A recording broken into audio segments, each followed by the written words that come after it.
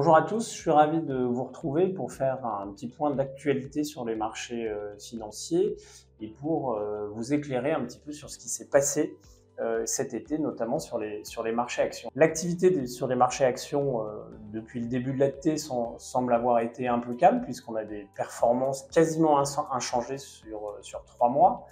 Cependant, on a une apparente stabilité qui cache des variations qui ont été très marquées durant l'été avec plusieurs événements importants qui sont venus perturber les investisseurs. Tout d'abord, il y a une inquiétude grandissante sur la rentabilité du secteur de l'intelligence artificielle qui a pesé sur les grandes valeurs tech américaines et sur l'indice phare, le Nasdaq. Ensuite, il y a eu des publications de données macroéconomiques médiocres aux États-Unis, notamment sur l'activité manufacturière et sur le marché de l'emploi qui n'ont pas amélioré le sentiment.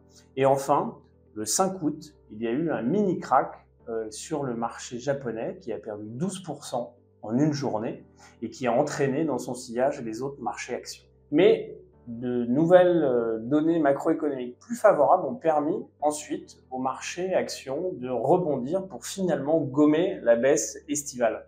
La nouvelle majeure a été la confirmation tant attendue de la première baisse de la Banque centrale américaine, la Fed, prévue ce 18 septembre. Et ça, c'était un événement essentiel pour la poursuite de la hausse des marchés actions. Finalement, plus de peur que de mal, avec des performances qui restent tout à fait acceptables depuis le début de l'année. Mais on note, si ce n'est une inquiétude, en tout cas une incertitude, de l'attentisme de la part des investisseurs, car aujourd'hui, il y a une interrogation essentielle, c'est quelle est la trajectoire de l'économie américaine ? Comment est-ce que va l'économie américaine?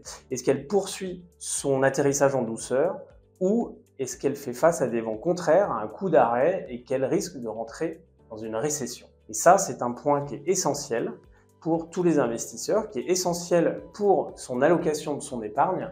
Mais aujourd'hui, on n'a pas assez d'éléments qui nous permettent de choisir un scénario plutôt qu'un autre. Donc, il faut attendre, il faut être un petit peu prudent et quand on y verra plus clair, ça nous permettra d'ajuster nos allocations de notre épargne et notamment de vos assurances.